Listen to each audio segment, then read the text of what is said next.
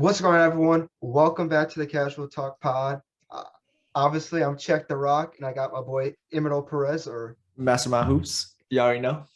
And so the first topic today, we're going to be talking about obviously Game 3 of the NBA Finals. This is when the adjustments are taking place. Yes. And I like to say my predictions of what the Celtics were going to do were completely wrong. Small ball didn't work. No. So obviously, everyone knows Boston came out. They came out shooting for they were like, we ain't letting Golden State take game 3 and go up 2-1. They came out shooting. They came out driving. Jaylen Brown had 14 points in the first quarter. And that's what we've seen from Brown, though. Every game so far this series is him go off for double digits in the first quarter. Jaylen Brown is playing himself up to be a Finals MVP at this moment. Totally agree. But one thing I like to say, though, is that from the Celtics point of view of this game, everyone showed up. Everyone that played significant amount of minutes, they showed up. Smart came back from a rough game too. He had 24. Brown ended up having 27. Tatum had 26. And the thing I liked about what Tatum did, he is always looking for contact and trying to draw fouls throughout the entire playoffs. But in this past game, he was going towards the hoop and not like fading away and relying on contact and the refs to give him bailout calls. Speaking of Tatum, I don't know if you saw the stat, but it says something along the lines of like Jason Tatum is averaging 23 points per assist through game. Yeah, his passing has been very important in this series.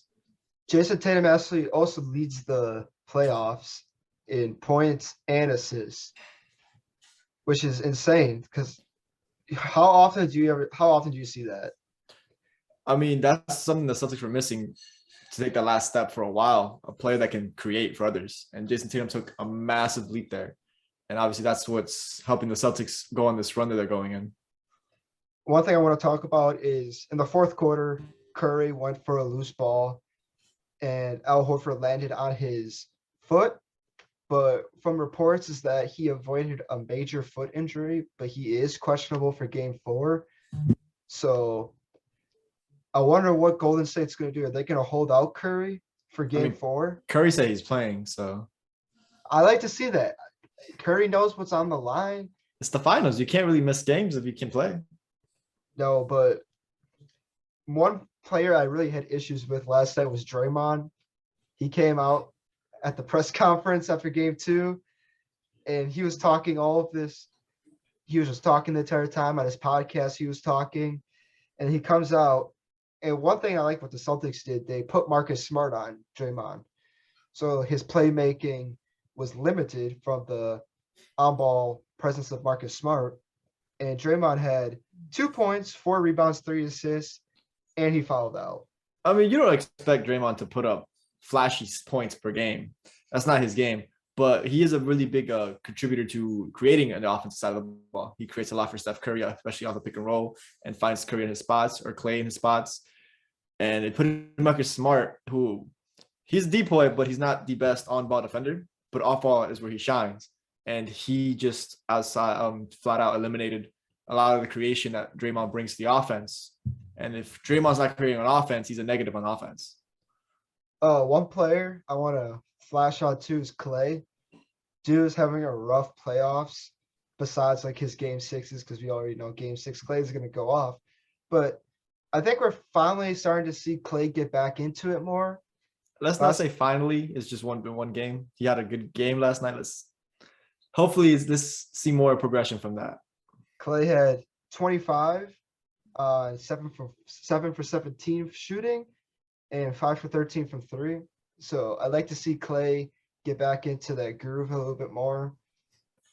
I mean, Clay's excuse this season, like we said in the last pod, it's virtually impossible to expect somebody to come back from 2 leg injuries and just be the same player.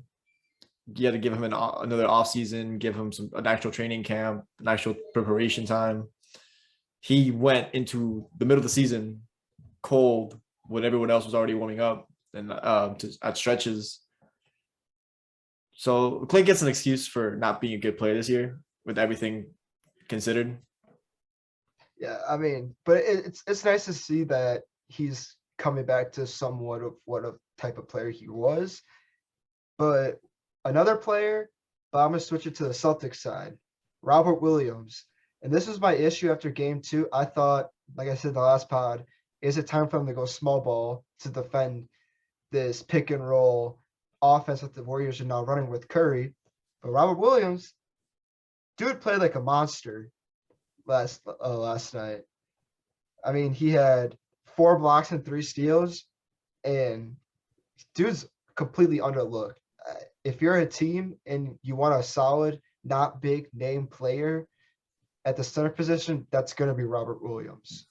Robert Williams' defensive upside is insane. Like, we might be talking about one of the best defensive bigs we've ever seen type, because there's not much he can't do on the defensive side of the ball. He doesn't move his feet fast, and that'll be his only issue on the perimeter. But his recovery with a 7'6" wingspan is insane. It's also another issue with Robert. He's also dealing with a torn meniscus that was repaired during the regular season. So he's dealing with a lot of knee soreness throughout the series and the playoffs in general. And he's been on a minute restriction, but he came out and gave the Celtics a solid 26 minutes. I mean, last imagine night. if the Celtics, what the Celtics would look like with a healthy Robert Williams. Dude, everyone knew that like going into the playoffs, the Celtics were the hottest team. I was not expecting this. I was. Like Tatum was having an off and on all playoffs, like, and losing. Like when they were losing, he only put up 15. Then when they were winning, he was putting up 26. But I think Tatum's finally realizing that like I need to be that star player, and that's what he is. And then Jaylen Brown's turning into a young star in this league. He already is a young star, but he's definitely catching up to some players that are above his name. Marcus Smart has been, when he wants to be, well, not when he wants to be, but when he shows out, he shows out. He's been the consistent X factor that this team needs. And when he's the third option to score and he's consistently giving you minutes, this is a hard team to beat. It's scary to see that the Warriors only put up 11-2 in the fourth, because they went on a big run. Curry had 15 in the third, and I'm sitting here thinking this game's going to be close going into the fourth, and it was. But then the Celtics ended up just blowing them out of the entire arena, which I was not expecting to see after Curry had such a big third quarter. The Celtics defense is scary. It's just a scary defense. I've seen what they can do firsthand, and when they close up, they close up. It's hard to break this defense. The amount of adjustments they can make in game as well. Ime Doku's defense, he created something here. He has a lot to work with here. The Warriors only put up 11 in the fourth quarter. But the issue with the Warriors, they didn't have that. Their bench didn't come in and perform. I mean, Jordan Poole came in, he gave him 10, 4 for 8 shooting. But like Otto Porter, he had 6.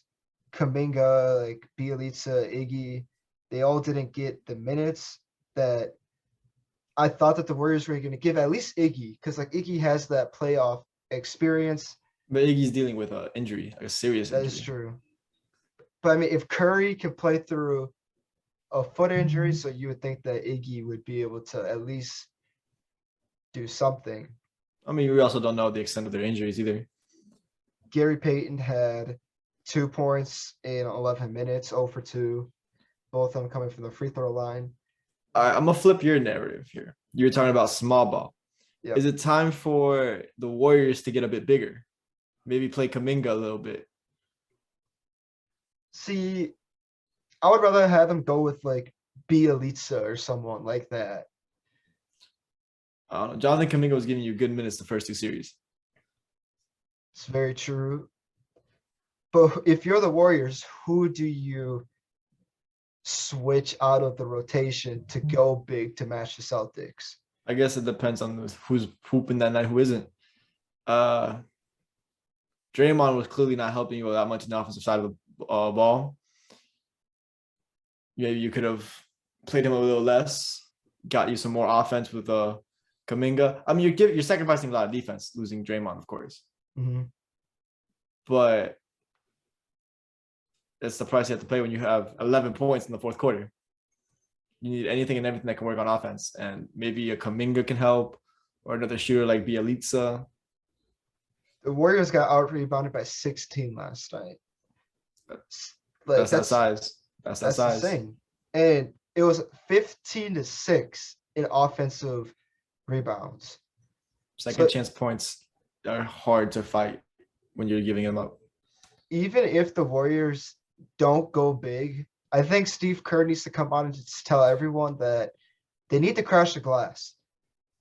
Like that's like the biggest thing because like most teams that get out rebounded, most of their players don't crash the board, and they only had a couple of them that did.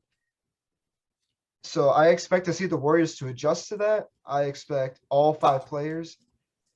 I expect the Warriors to win game 4.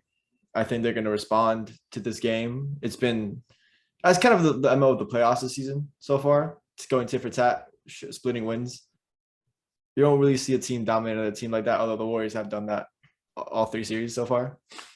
I feel like if the Warriors win, it's how Curry plays and how his foot is. I don't see the Warriors stealing a game on the road in Boston without Curry playing well. The thing is, I think someone else will step up besides Curry. Jordan Poole cannot have 10 points. That's very apparent. Andrew Wiggins, we need more than 18 points. That's apparent. Someone else has to step up. Someone else has to carry some of the load. And as we see the Celtics, where Marcus Smart put up 20 himself, someone else has to step up. The rest of the team for the Celtics stepped up outside of Tatum and Brown. Nobody stepped up on the Warriors outside of Clay and maybe Wiggins at points.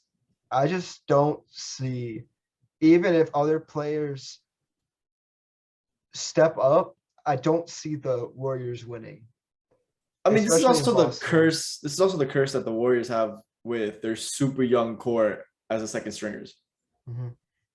They're a team that's set for a long time, but they don't have that experience factor outside of the big 3 they have with Clay, Curry, and Draymond in finals like that. The Warriors need 2016 Draymond back. Draymond that's looking to score the basketball. I don't think Draymond has that anymore in him. He just doesn't. But his strength is creating for others, and obviously with Marcus Smart on him, he's gonna need to find a way to get off of pick and rolls, and maybe be able to create for himself. I think the Warriors need to push the tempo a lot more. They need to go back to playing super fast. Do you Not know what letting- player?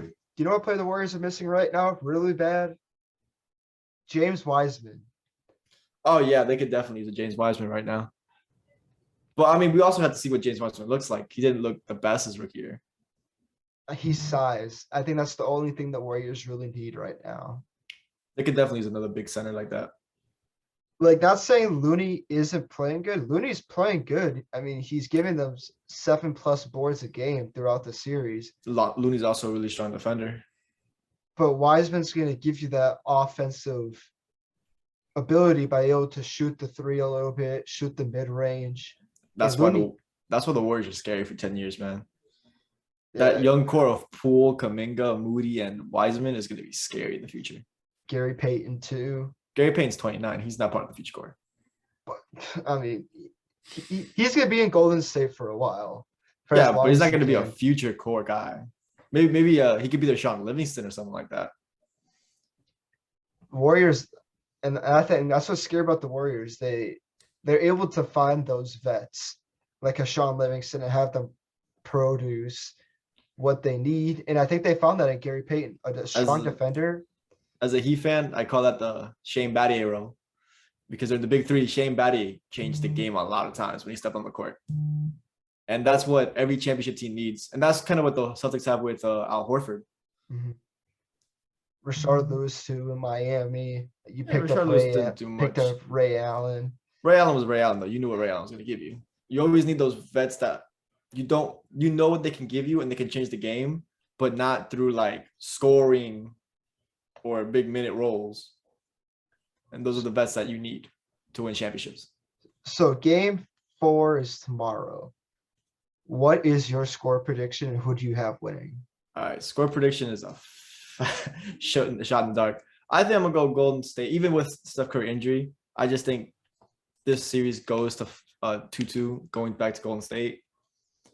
I would like to see let's go with a 90s type of game, 90s, 80s, maybe 2000s. Let's go something like 94, 97 type. Close game. Close Very game, close game. strong, a very strong defensive game. Because I think the Warriors defense needs to step up. So I know I said Warriors at 6. So I have to pick Golden State. I got Golden State by, let's say, like 107, 100. I think Draymond's going to put up at least double digits in points because I think he's starting to real. That's a bold statement, knowing that Draymond doesn't score. That's a hot take right there. But I think Draymond's going to put up at least 10. Another hot take, Jordan Poole is going for at least 20. Hot take alert, hot take alert. Jordan That's Poole is not going that for bad at least of a hot 20. take. He definitely needs to step up. All right, the problem with Jordan Poole is that he's in Boston. There's no baddies in Boston. Exactly. He saw those two baddies. He's like, okay, I'm going to hit a solid 3 in the quarter, then pull from half. That Twitter video is hilarious, even though like they were not baddies at all. Oof. Oh, San Francisco fans are going to come at you now. I think San Francisco fans know that they can have better women than that. But let's move on to the next topic. Big news in the league. Darvin Ham, assistant coach of the Milwaukee Bucks, signs a deal to be the new head coach of the Los Angeles Lakers, but he's also bringing along Rasheed Wallace to be his head assistant coach next year's Los Angeles Lakers roster. It's going to be interesting to see how they move the roster, considering the fact that it's very apparent what they're going to focus on that team now. That whole ideology is going to shift to defense again. Well, Frank Vogel was a defensive coach, but Darvin Ham's ideology is going to be defense wins championships, defense, you're going to eat, sleep, defense, defense, defense, more defense. I don't want to hear Frank Vogel's name, man. That man didn't do jack, honestly. Frank Vogel's a poor offensive coach. Let's say that. I like the sign of Darvin Ham, though. I think him and Rasheed are going to put AD back on the map. I think because Rasheed pretty much called out LeBron and said that he wouldn't be who he is if he played back in my era.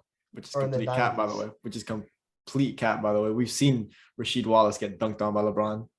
We've also seen players like Marcus Morris try and pull LeBron down and stuff like that, and no one can stop him. So, I mean, I think it's scary for the Lakers. I said this off camera before that. I think it's scary that the Lakers went for not for the big name, like a Mike D'Antoni or someone that you could see as a Lakers head coach, but they went for a first-time head coach who's had a decent amount of assistant experience, low-key kind of name. Typically, when a big team does that, then they like this guy. See, I'm like, I like it, but I'm also iffy about it, though. So, the first-time head coach, you're always going to be iffy to know what this coach is going to do.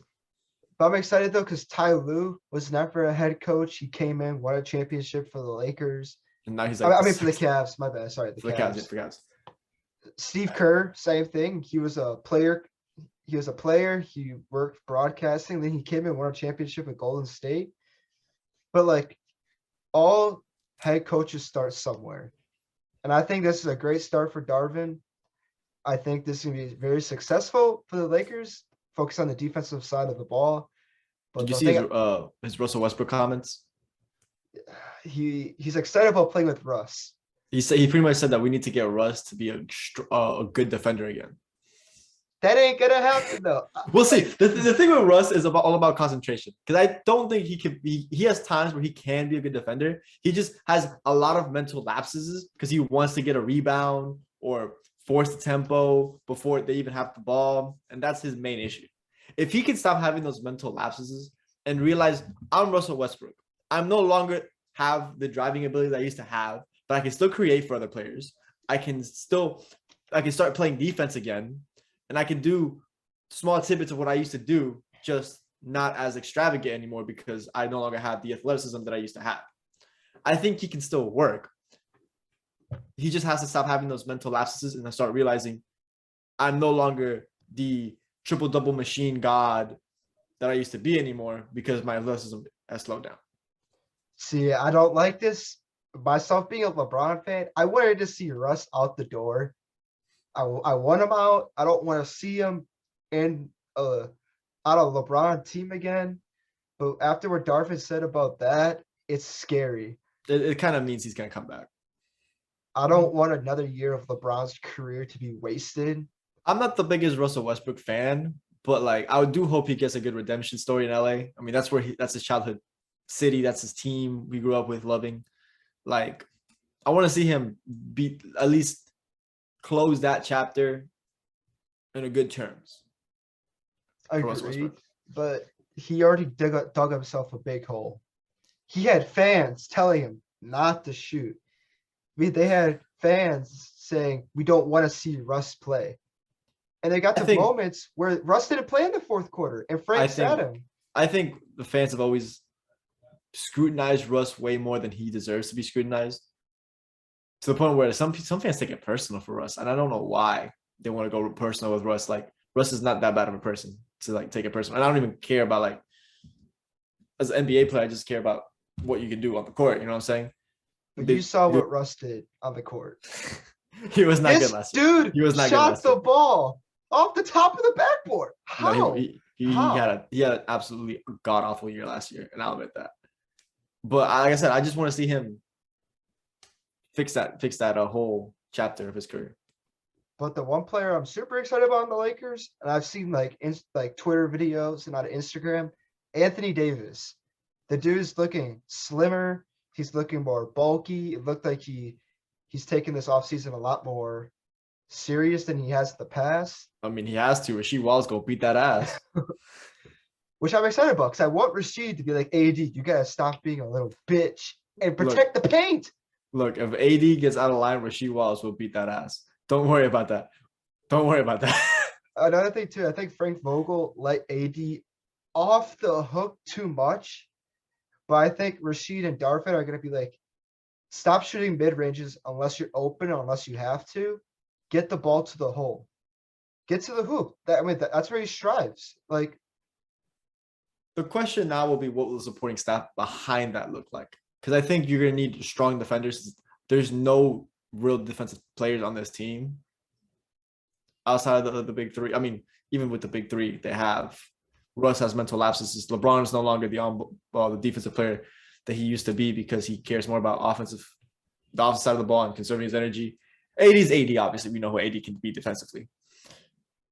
So the question is, behind them, you have Taylor Horton-Tucker, who trash. Get him out of there. Get him out of LA. Get him out, bro. He's not a bad defender, but he's not the strongest defender you can have. He's not someone I want guarding the best player. I don't want him to be the point of attack defender. You have I think that's pretty much it, man. Malik Monk, who isn't a defensive player. He's off the books. Well, he's on the books, but I can see them re-signing him. He was probably the best non-big three player they had last year. Kendrick Nunn, that is one guy we still got on the roster, though. He's not a good defender either. He hasn't played all last year either, so I mean, he finessed $5 million, bro. At the time, it seemed like a very good signing. I'm still excited to see what Kendrick Nunn can do. Oh, Melo cannot defend.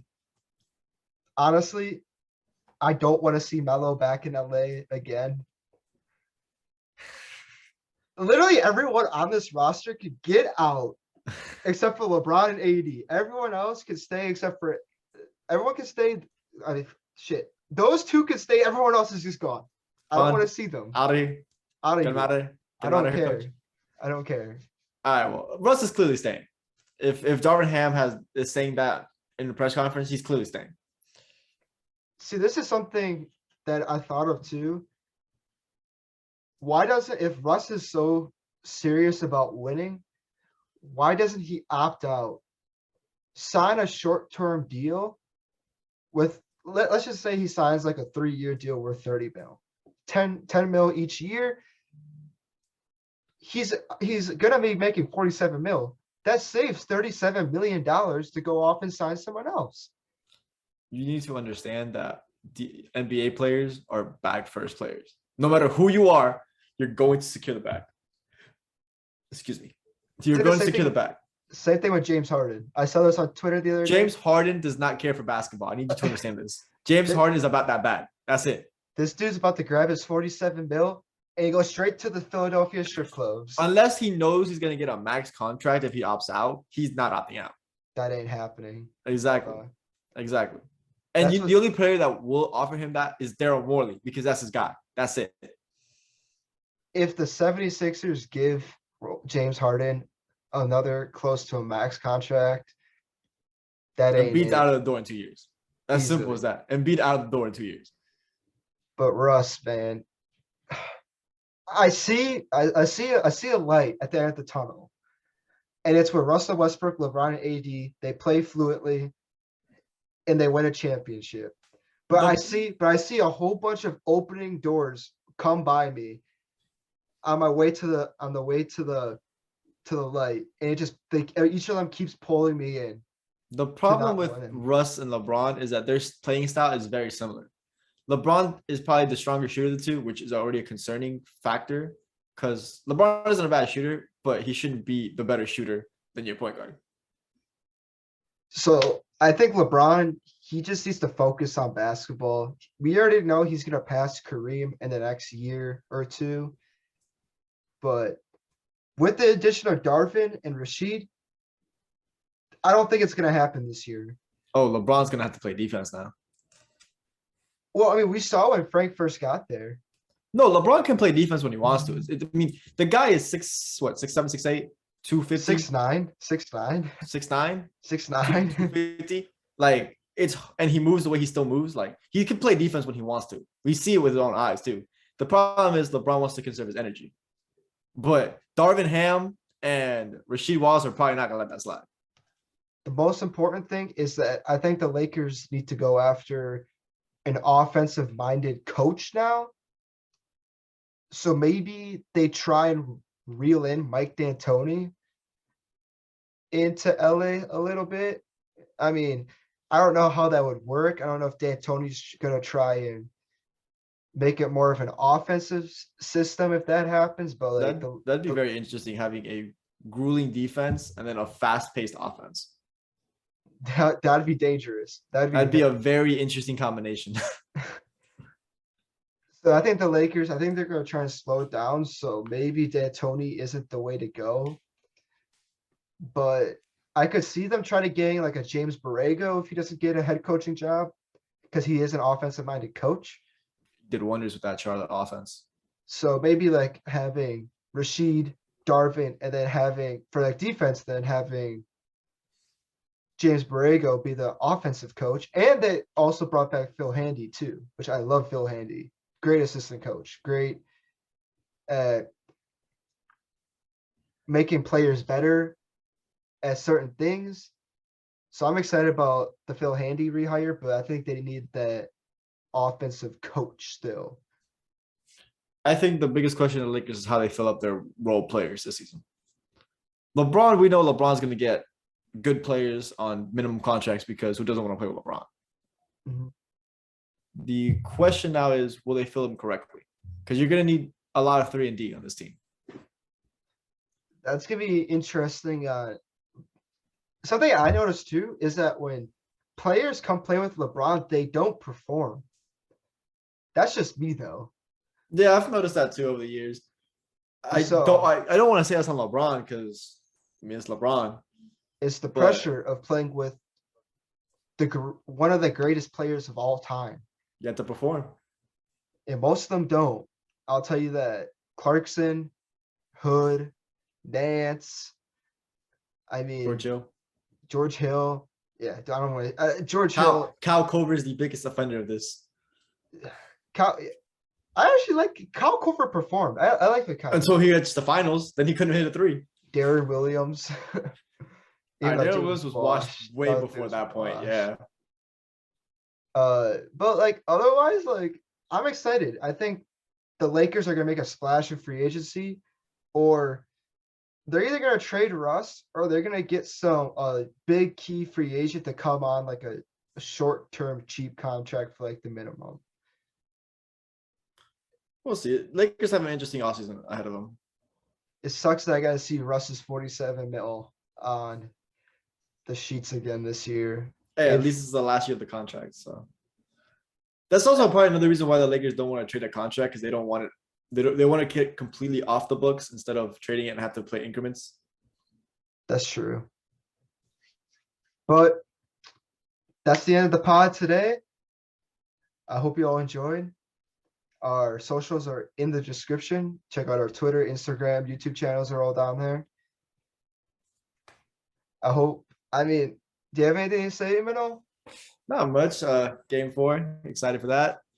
Off season, I'm gonna be posting a lot of videos hopefully, and yeah. I was very lazy. Didn't make any videos. I'm going on vacation in a couple days. So when I get back, the grind's gonna start. Yeah. So I hope you all enjoyed. From Check the Rock. All right. See you later, Space Cowboy. Peace.